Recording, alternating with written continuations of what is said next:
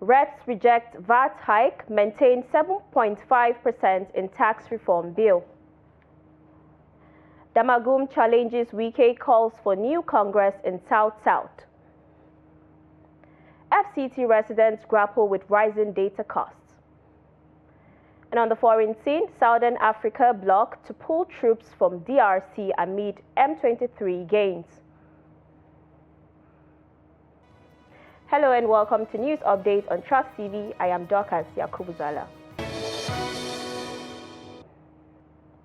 The House of Representatives on Thursday moved a step closer to the eventual passage of the 4 tax reform bills presented by President Bola Ahmed Tinubu to the Parliament on the 8th of October 2024 with the consideration and approval of the report of the House Committee on Finance. The 4 bill will now be read for the 3rd time before eventual passage. The bills included the Nigeria Revenue Service Establishment Bill, the Nigeria Tax Bill, the Nigeria Tax Administration Bill, and the Joint Revenue Board Establishment Bill. The 4 bills were read for the first time on the 8th of October 2024, but debate on the bills had been held back in the House due to disagreement by members on the content of the Nigeria Tax Administration Bill following objection by northern leaders and the Nigerian Governors Forum. Presenting the report for consideration by members, Chairman of the House Committee on Finance, James Abiodun Faleke, said all contentious areas of the bills were considered by the committee during a 6-day retreat and resolved, adding that the outcome of the retreat after the public hearing form the report considered. Distribution of VAT revenue. For VAT purposes, a new basis for the distribution of the 55% to 35% respectively for state and local government allocation has been introduced thus. 50% to be distributed equally, 20% to be distributed based on population, 30% to be distributed based on consumption. Every voice, every constituency, every person is heard. You recall that initially we had issues with people talking about NIDA, Naseni, TET fund, inheritance tax issues, consumption, derivation. Everything was laid to rest. We moved, we shifted, we all agreed, there was consensus. You understand? So Mr. Speaker is right. Every shade of Nigeria was represented in that deliberation. 36 members, 1 representing each state, and 6 geopolitical zonal caucus leaders, 2 regional leaders, and some few experts among us who are very versatile on tax, law, and finance matters to meet and look at the report you submitted. We ask questions, and it appears at the end of the meeting that every member, without exception, every member was satisfied with the job done. The Nigerian Senate has defended its decision to suspend Senator Natasha Akpoti-Uduaghan before the Interparliamentary Union, stating that her suspension was not related to allegations of sexual harassment but due to gross misconduct. Speaking before the IPU on Wednesday, the chairperson of the House Committee on Women Affairs and Social Development, Kafilat Ogbara, dismissed claims made by Akpoti-Uduaghan at a United Nations event that she was suspended for raising allegations of sexual harassment against Senate President Godswill Akpabio. Ogbara said she has been mandated by the National Assembly to present a response to Akpoti-Uduaghan's speech delivered at the 69th session of the United Nations Commission on the Status of Women. Senator Natasha Akpoti-Uduaghan was suspended for gross misconduct and unruly behavior and not as a result of allegation of sexual harassment or assaults.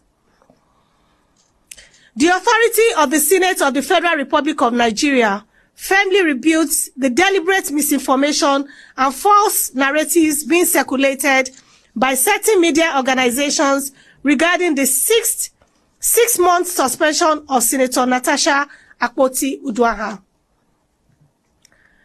Let it be unequivocally stated that Senator Uduaghan was suspended solely for a persistent act of misconduct, blatant disregard for the provisions of the Senate Standing Orders 2023 as amended, and gross indiscipline, nothing more, nothing less.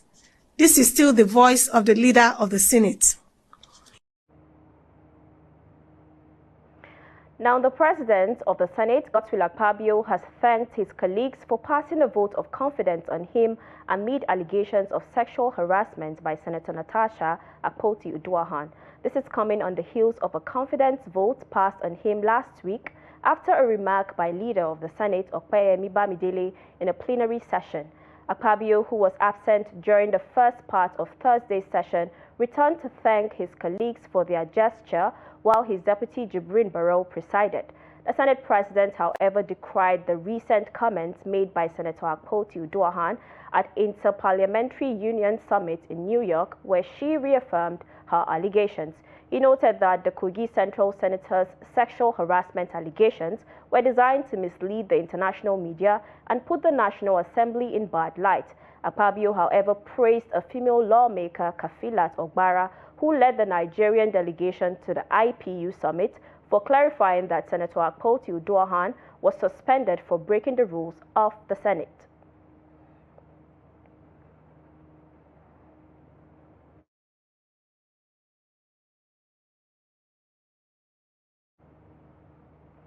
Now, President of the Senate, Godswill Akpabio, risks jail for allegedly disobeying an order of court as Senator Natasha Akpoti-Uduaghan commenced her contempt proceedings against the Senate. In a notice of disobedience of court order signed by the Registrar of the Court pursuant to Section 72 of the Sheriff and Civil Process Act 2004 and notice of consequences of disobedience of order of the court made on 4th March 2025, the court urged the defendants, contemnors, to take notice of their willful disobedience of the order of the court given by Justice O.A. Egwatu J. made on the 4th day of March 2025. The Form 48 was issued by the Federal High Court, Abuja, in the suit between Senator Natasha Akpoti-Uduaghan and the Clerk of the National Assembly, the Senate, the President of the Senate, and the Chairman of the Senate Committee on Ethics, Privileges, and Code of Conduct, Senator Neda Emasheon, as first, second, third, and fourth defendants and contemnors. The court noted that the disobedience rendered Akpabio, Senator Emasheon, and the Clerk of the National Assembly liable for contempt of court, for which they might be committed to prison unless they comply with the said order. The court said that despite being duly served with the enrolled order on the 5th day of March 2025, a defendant, contemnors, deliberately and contumaciously disregarded its binding directive and proceeded with acts of flagrant defiance of the authority of the court.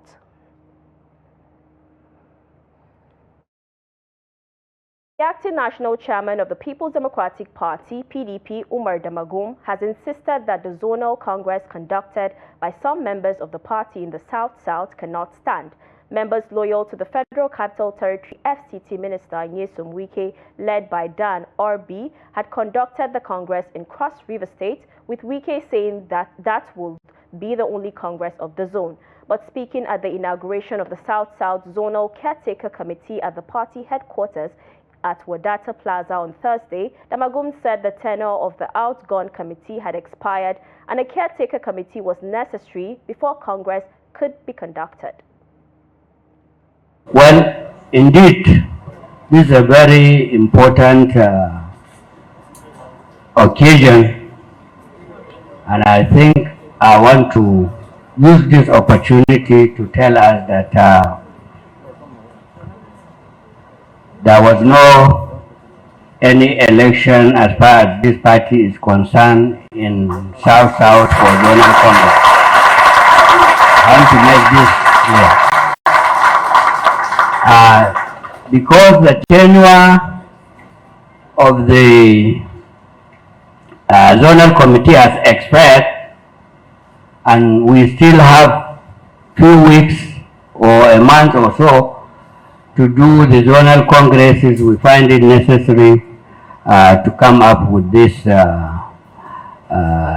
caretaker committee. Now, Bauchi State Governor and the chairman of the People's Democratic Party Governors Forum, Bala Muhammad, has expressed his readiness to collaborate with Labour Party's 2023 presidential candidate Peter Obi to strengthen opposition politics in Nigeria. Speaking on Thursday after a closed-door meeting with Obi at the government house, Bauchi, Muhammad said both he and the PDP admired Obi's political style and vision for the country. The governor further revealed that his meeting with Obi was not the first, as they had met previously in Abuja. He disclosed that discussions covered a range of national issues, including political challenges in Rivers State and the state of the opposition in Nigeria. Muhammad also stressed his commitment to working with Obi to close ranks and provide a strong and knowledgeable opposition in the ruling party. Speaking earlier, Obi said his visit to Muhammad was part of wider consultations aimed at addressing Nigeria's current challenges. He noted that the state of the nation required him to seek discussions with key leaders, particularly from the north. About their country to consult, being the chair of PDP Governors Forum, being a critical person in Nigerian politics today, and what our country is going through, I felt it's necessary for me to come and discuss the future of our dear country with him. So it's just a consultation and discussion meeting that will continue to go on as we talk about the future of this country. The timelines with a vision in such a manner that we would rescue and recover our country from these mediocres that are parading themselves as leaders. Definitely, time has come when we must step out and we do things with fidelity, with sincerity and focus. And I think